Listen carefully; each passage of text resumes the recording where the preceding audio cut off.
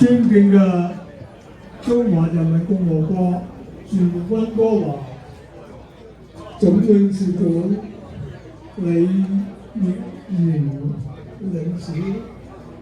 劉第一領事，各位友好社團首長同埋同仁，各位嘉賓，加拿大東莞同鄉會嘅各位會員、鄉親們，大家晚上好！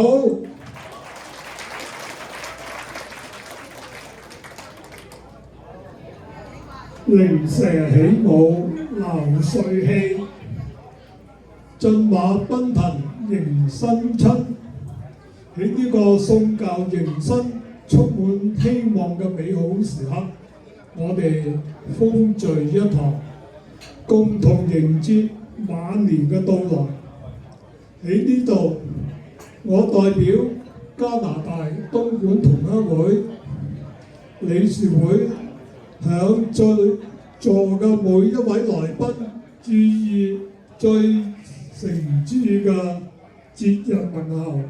同埋美好嘅新年祝福，祝願大家喺嶄新嘅一年裏龍馬精神、身體健康、家庭幸福、萬事勝意。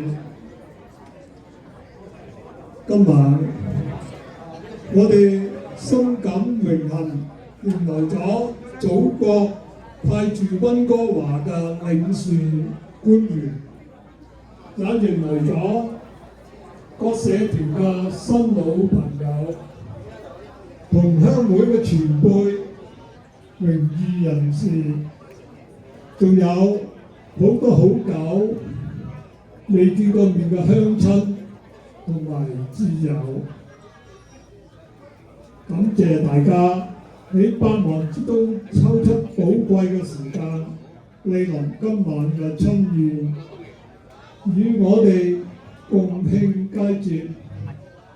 我謹代表理事會向大家嘅到來表示熱烈嘅歡迎，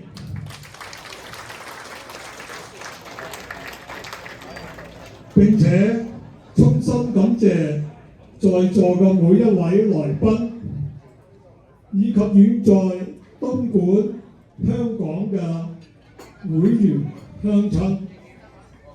尤其是係我哋嘅永遠名譽會長梁乃鵬博士，一直以來對加拿大東莞同鄉會嘅關心、支持同埋鼓勵。歲月不居，時節而來，鄉音不改，薪火相傳。不知不覺間，我哋同鄉會已經走過34載春秋。自1992年成立以來，喺一眾熱心創會前輩嘅無私奉獻下，喺歷屆理事會辛勤嘅耕耘中，會務不斷咁發展，穩步向前。喺呢個歡樂喜慶嘅時刻，讓我哋共同慶祝加拿大東莞同鄉會成立34週年，並祝願我哋嘅會務蒸蒸日上、最闖輝煌。會務嘅蓬勃發展，離不開每一位會員、鄉親嘅熱情參與同埋積極支持。剛才大家喺視頻中睇到嘅係過去一年理事會向大家匯報嘅會務活動剪影，好多熟悉嘅身影活在其中，令人鼓舞。同時，你哋也會留意到席上嘅鳴謝表，詳細咁列咗各位慷慨贊助經費同埋獎品嘅善長人中，你哋對同鄉會呢一份深厚嘅鄉情同埋無私嘅厚愛，令到我哋全體理事深感溫暖同埋自豪。感恩有你哋一路同行。展望未來，今年6月，同鄉會將舉行一個新嘅理事會換屆選舉。喺呢度，我衷心咁希望更多有熱誠、有能力嘅會員能夠踴躍參加、報名加入理事會呢個大家庭。喺呢一度，你哋唔單止可以發揮你嘅潛能，為同鄉會貢獻力量，